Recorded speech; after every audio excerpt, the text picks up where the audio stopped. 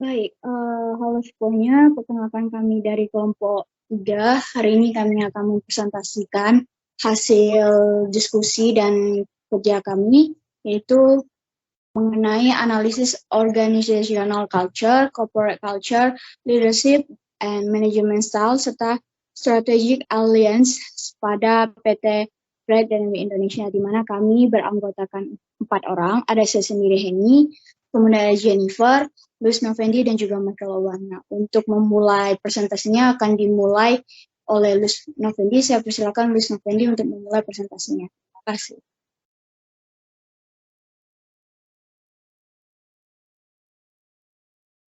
Terima kasih Henny, akan saya lanjutkan. Di sini ada abstrak persaingan bisnis zaman sekarang selalu kompetitif sehingga para pebisnis selalu berusaha untuk tidak ketinggalan. Cara yang dapat dilakukan ialah berekspansi ke negara lain agar dapat membuka peluang yang lebih besar karena kita tahu bahwa di negara yang memiliki cabang di luar negeri akan mempermudah untuk melakukan bisnis antar negara dan membangun lebih banyak kepercayaan pelanggan. Perusahaan yang kami pilih itu untuk berekspansi ke luar negeri ialah PT Great Dynamic Indonesia. Hasil analisis penelitian ini menunjukkan bahwa melakukan ekspansi ke luar negeri dibutuhkan langkah-langkah seperti organizational structure, corporate culture, leadership dan management style, dan strategic alliance yang memudahkan perusahaan untuk melakukan ekspansi ke luar negeri. Dan manfaat penelitian ini tidak hanya baik bagi penulis, akademisi, tetapi juga baik untuk perusahaan. Kata kuncinya memiliki ekspansi, struktur organisasi, budaya perusahaan, gaya pemimpin, dan manajemen strategi aliansi. Nah, di sini ada bab 1 pendahuluan. Latar belakang masalah.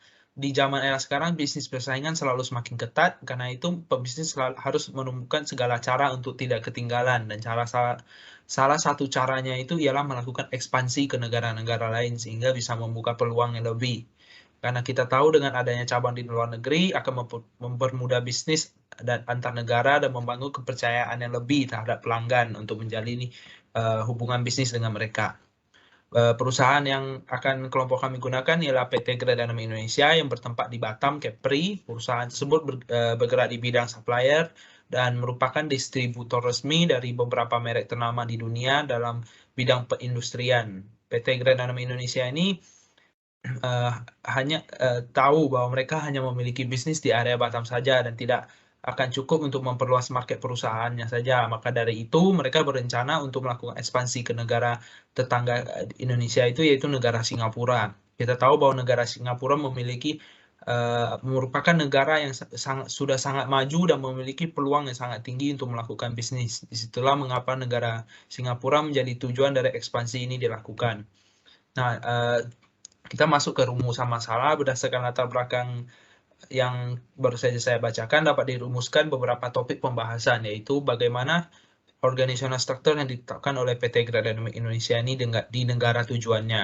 Kedua, corporate culture apa yang digunakan PT Great Dynamic Indonesia di negara tujuan. Ketiga, bagaimana leadership dan management style yang ada pada PT Great Dynamic Indonesia apakah berbeda dengan perusahaan asalnya yaitu negara Indonesia. Dan keempat, bagaimana tanggapan Anda? Apakah setuju melakukan kerjasama seperti merger, acquisition, dan joint venture lebih efektif? Kita masuk ke tujuan penelitian. Adapun tujuan penelitian ini adalah untuk menganalisa dan membahas topik yang akan dibahas. Pertama itu untuk mengetahui bagaimana organizational structure yang diterapkan oleh PT Great Dynamic Indonesia di negara tujuan. Kedua, untuk mengetahui corporate culture, apa yang digunakan PT Great Dynamic Indonesia di negara tujuan. Ketiga, untuk mengetahui bagaimana leadership dan management style yang ada pada PT Great Dynamic Indonesia, apakah berbeda dengan perusahaan asalnya. Keempat, untuk mengetahui bagaimana tanggapan Anda, apakah setuju melakukan bekerjasama seperti merger, acquisition, dan joint venture lebih efektif. Nah, di sini masuk ke manfaat penelitian. Manfaat yang diharapkan ialah mampu untuk membantu dalam memberikan kemudahan setelah dilakukan proyek ini bagi diri sendiri, perusahaan, dan juga akademik yang mencari acuan melakukan riset di bidang yang sama. Untuk penulis, manfaat yang diharapkan ialah mahasiswa mampu menyelesaikan penelitian ini dengan baik dan mendapatkan ilmu pengetahuan serta gagasan yang nanti dapat digunakan sebagai bahan untuk membantu orang lain. Jika untuk akademik, manfaat yang diharapkan ialah di mana penelitian ini mampu menjadi acuan, pedoman, serta gagasan untuk penelitian terkait yang berhubungan. Selain itu, penelitian ini juga dapat dijadikan sebagai tolak ukur yang dapat digunakan untuk mengukur kemampuan mahasiswa atau mahasiswi dalam mengaplikasikan ilmu yang telah dipelajari. Nah, yang terakhir ada untuk perusahaan manfaatnya di mana penelitian ini dapat membantu perusahaan untuk mengembangkan segala aspek yang harus dikembangkan. Melalui penelitian ini, perusahaan juga bisa mengaplikasikan langkah-langkah yang digunakan sebagai bahan untuk mempertimbangkan dalam melakukan ekspansi bisnis pada suatu perusahaan. Nah, di sini ada bab 2 akan dilanjutkan oleh teman saya, Michael Owen. Terima kasih. Nextnya ada, oke, saya akan melanjutkan. Nextnya pinjam pusaka. Yang pertama itu organization culture.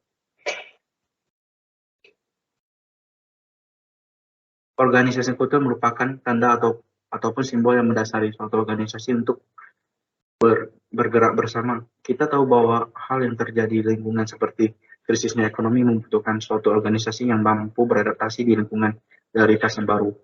Faktor penting dalam suatu keberhasilan dari suatu organisasi datang dari budayanya. Organisasi khusus secara signifikan dapat mempengaruhi kinerja dan efektivitas suatu perusahaan dan molar dari karyawan perusahaan tersebut dan kemampuan dalam memotivasi dan mempertahankan karyawannya juga. Yang kedua itu corporate culture. Corporate culture adalah istilah omnibus yang mencangkup banyak aspek seperti nilai norma, pengetahuan, dan kebiasaan relevan dengan perusahaan. Para ekonomi telah membuat kemajuan besar baru-baru ini dalam merancang metode untuk mengukur berbagai aspek budaya perusahaan.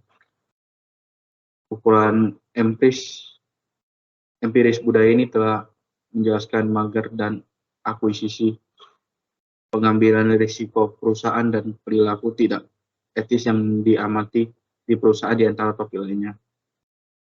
Yang ketiga itu leadership. Dalam era yang sudah sangat berkembang ini, gaya kepemimpinan yang efektif sangat diperlukan agar mencegah terjadinya penurunan performa organisasi. Dengan gaya kepemimpinan yang lebih efektif, tentu saja bisa mempermudah organisasi untuk mencapai tujuan mereka secara produktif. Seorang pemimpin dapat didefinisikan sebagai panduan atau pengarah terhadap rekan kerja atau bawahannya untuk mengambil suatu keputusan. Yang keempat itu manajemen style. Berjalannya suatu organisasi tentu saja datang dari beberapa faktor. Salah satunya ialah manajemen style. Apa yang mereka terapkan maka juga akan berpengaruh ke iklim organisasi dan produktivitas tenaga kerja. Oleh karena itu sangat penting bagi manajer atau pemimpin untuk mengetahui kelebihan dan kekurangan manajemen style itu sendiri. Yang kelima itu strategi alliance. Dalam pencapaian suatu tujuan organisasi tentu saja memerlukan strategi yang matang sebelum eksekusi. Telah disimpulkan bahwa strategi alliance telah dipertahankan sebagai kemampuan dari manajemen untuk menunjukkan kemampuan dinamis dari perusahaan tersebut. Perusahaan bisa mendorong dan memberikan integrasi proses internal dan eksternal perusahaan secara positif, meningkatkan nilai perusahaan itu sendiri.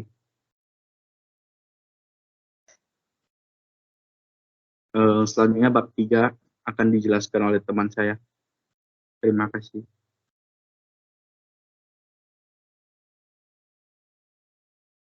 Baik, terima kasih Michael Owen. Di sini saya ini akan melanjutkan presentasi dari rekan saya sebelumnya. Di sini saya akan menjelaskan bab 3 yaitu metodologi penelitian. Nah, dalam bab 3 ini, di sini saya akan menjelaskan beberapa poinnya, yaitu ada rancangan penelitian, sampel penelitian, dan juga teknik pengumpulan data. Nah, yang pertama itu rancangan penelitian. Nah, seperti yang kita ketahui, suatu penelitian dapat memecahkan suatu masalah yang pastinya tujuannya ya, di mana tujuan pengembangan desain dari penelitian ini adalah untuk memperjelas arah penelitian dan tujuan yang ingin dicapai. Nah, Penelitian dan pemecahan masalah juga berjalan dengan baik jika tujuan penelitiannya jelas gitu. Dalam rancangan penelitian ini menggunakan penelitian kualitatif, yaitu merupakan metode yang berfokus pada pengamatan yang lebih mendalam. Atau bisa kita katakan metode penelitian kualitatif ini merupakan metode penelitian yang didasarkan pada filosofi post-positif untuk meneliti kondisi objek alami atau bisa kita katakan sebagai lawan dari eksperimen. Nah, atau bisa kita katakan juga di mana peneliti ini menjadi kunci suatu penelitian. Nah, untuk sampling atau sampel penelitian ini dalam kualitatif itu secara Woodforce dan Snowball, dan juga di mana boleh ke atas lagi, Luis. Nah, di mana juga teknik pengumpulan datanya itu bisa berupa triangulasi atau kombinasi, dan juga analisis data bersifat induktif atau kualitatif. Nah, hasil penelitian ini lebih menekankan makna daripada generalis, dan ini menurut pendapat dari Sugiono tahun 2011. Nah, selanjutnya di sini saya akan menjelaskan tentang sampel penelitian. Nah, dalam sampel penelitian ini yang digunakan itu menggunakan penelitian kualitatif ya, dengan sampling secara purposive dan Snowball. Nah, dan data kualitatif adalah data yang disajikan secara lisan, bukan numerik atau angka. Nah, atau bisa dikatakan juga di mana sumber data kualitatif ini dipilih berdasarkan kebutuhan atau kelengkapan informasi atau data yang dikumpulkan. Nah, di mana sumber data dalam penelitian ini adalah objek dari mana data itu dapat diperoleh, serta pemilihan sumber data penelitian didasarkan pada banyaknya data yang tersedia. Nah, di mana data tersebut bisa berupa artikel atau jurnal yang didapatkan. Kemudian selanjutnya ada teknik pengumpulan data. Nah, ini merupakan instrumen penelitian atau bisa kita sebut sebagai perangkat alat yang digunakan penelitian untuk mengumpulkan data penelitian. Dan ini menurut pengertian dari Kristanto tahun 2018. Adapun pengertian lain dari Sugiono tahun 2017, yaitu dalam penelitian kualitatif, pengumpulan data dilakukan di lingkungan alam atau natural condition, dan sumber data utama serta teknik pengumpulan datanya itu lebih banyak mengenai observasi partisipan, wawancara mendalam, serta dokumentasi. Dan juga di mana teknik pengumpulan data yang digunakan dalam penelitian ini menggunakan teknik pengumpulan data dokumentasi. Nah, dalam teknik pengumpulan data dokumentasi ini, di mana data yang dikumpulkan ini melalui kearsipan pustaka, termasuk buku atau jurnal mengenai pendapat, teori, ataupun kajian-kajian yang dibutuhkan saat untuk memecahkan suatu masalah. Nah, selanjutnya presentasinya akan dilanjutkan oleh rekan saya, Jennifer. Terima kasih. Selanjutnya adalah bab 4 analisis dan pembahasan. Yang pertama adalah organisasi struktur atau struktur organisasi. Jadi pada struktur organisasi ini merupakan sistem yang digunakan untuk pelaksanaan kegiatan tertentu yang digunakan untuk mencapai tujuan organisasi. Selain itu, struktur organisasi ini wajib menyadarkan seluruh pegawai akan tujuan, visi, dan misi yang telah diterapkan sebagai pedoman dalam bekerja sehari-hari. Agak bawah, Luis. Menurut Fatehi pada tahun 1996 pada halaman 104 terdapat 5 struktur organisasi yang telah didefinisikan di mana sebagai berikut. Struktur geografis, struktur fungsional, struktur produk, struktur campuran, dan struktur matris. Di mana dalam perusahaan Great Dynamics Indonesia ini menggunakan struktur fungsional dan struktur campuran. Dikarenakan pada struktur fungsional, perusahaan tersebut akan bertanggung jawab dalam area fungsional di mana setiap unitnya tersebut terdapat ketua yang bertanggung jawab. Sedangkan pada struktur campuran digunakan untuk memperluas kegiatan bisnisnya ke Singapura, di mana tujuannya adalah untuk membantu perusahaan yang membutuhkan jasa atau produk mereka serta membuka lapangan pekerjaan. Selanjutnya akan dijelaskan oleh rekan saya, Henny.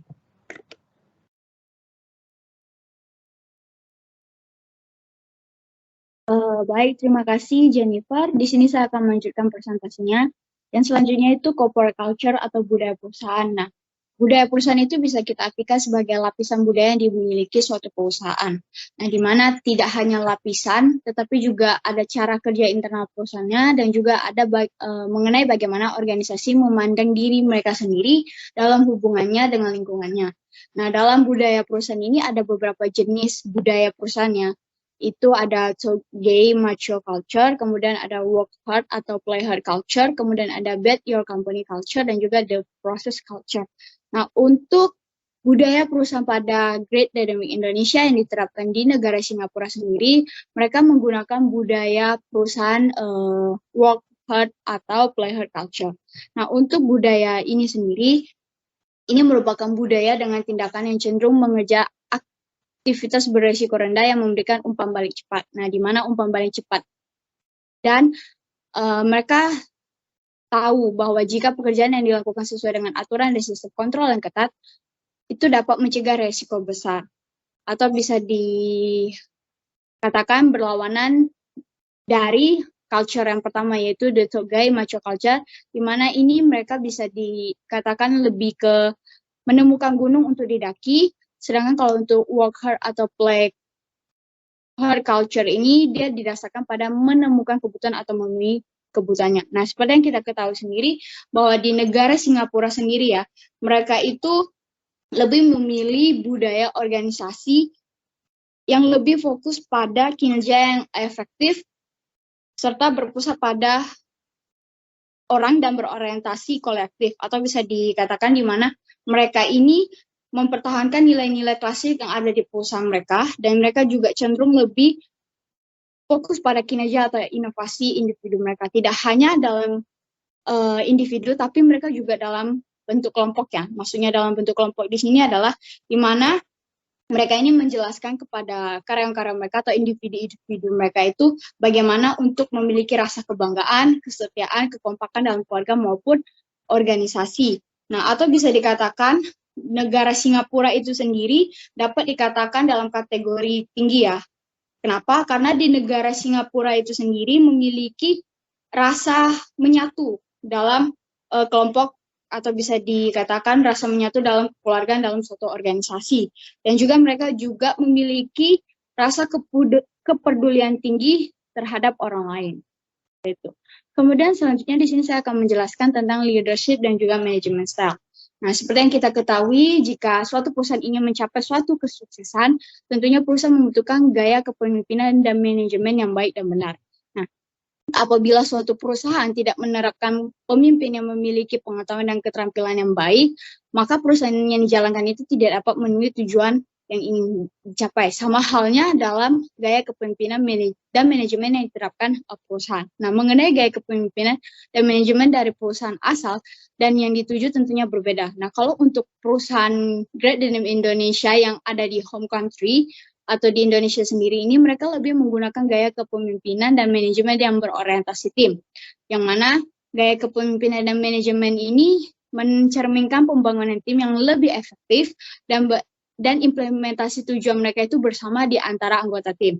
Nah, di mana dalam gaya kepemimpinan dan manajemen yang diterapkan oleh perusahaan Great Dynamic Indonesia yang di Indonesia ini mencakup 5 subskala, yaitu ada berlaba tim kolaboratif, interator tim, diplomasi, berbahaya atau skor terbalik, serta kemampuan administratif yang mereka miliki di kelompok mereka atau di kepemimpinan mereka. Nah, berbeda dengan gaya kepemimpinan dan manajemen yang diterapkan di negara Singapura. Nah, untuk di negara Singapura sendiri ini, mereka menggunakan gaya kepemimpinan dan manajemen yang berpusat pada orang, di mana gaya kepemimpinan dan manajemen ini mencerminkan kepemimpinan yang sportif dan peduli, tetapi juga empati dan kemurahan hati. Boleh turun sedikit, Luis? Nah, di mana dalam gaya kepemimpinan dan manajemen ini, mereka mencakup 2 subskala, yaitu berlaba orientasi manusia dan kesopanan. Nah, seperti yang kita ketahui, di negara Singapura sendiri ini, mereka telah menciptakan ekosistem pengembangan, pertumbuhan, dan kemajuan yang lengkap untuk karyawan mereka sendiri.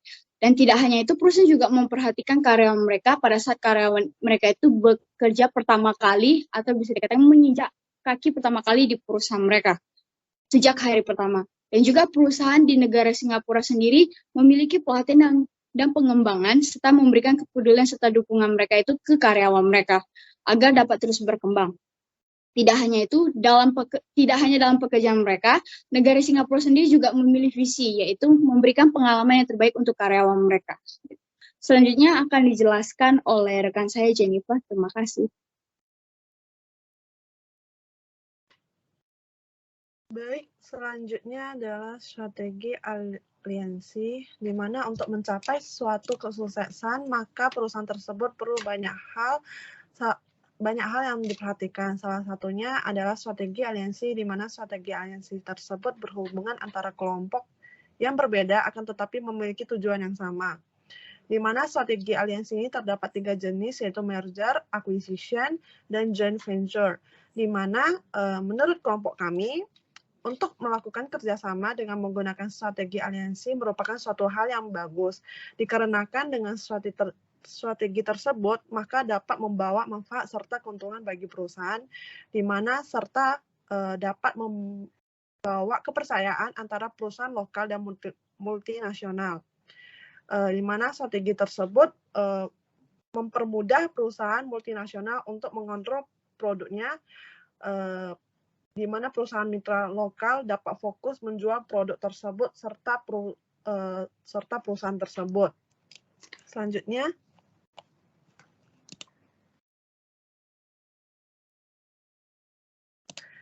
ada kesimpulan. Jadi, ketika akan melakukan ekspansi usaha di negara asing, maka ada berbagai hal yang harus dipersiapkan oleh perusahaan, mulai dari struktur organisasi, budaya perusahaan, dan lainnya. Selain itu, perusahaan juga akan mengalami transisi, di mana transisi tersebut berupa perbedaan budaya, bahasa, sistem politik, sistem legalitas, dan sebagainya. Sama halnya dengan perusahaan Great Dynamic Indonesia yang melakukan ekspansi, di mana ekspansi tersebut akan melakukan import bahan supplier ke negara Singapura, di mana jika perusahaan tersebut memperhatikan aspek yang telah kami bahas, maka dapat menjadi peluang serta keberhasilan perusahaan dalam melakukan ekspansi tersebut. Dikarenakan negara Singapura sudah termasuk negara maju, akan tetapi tetap diperlukan gaya kepemimpinan dan manajemen yang baik dan benar untuk mencapai kesuksesan perusahaan tersebut. Selain itu, juga diperlukannya partner dalam bisnis untuk memperlancar kegiatan perusahaan dan juga harus memiliki strategi dan sasaran yang tepat. Sekian presentasi dari kelompok kami. Mohon maaf jika terdapat kesalahan kata atau kalimat. Terima kasih atas perhatiannya.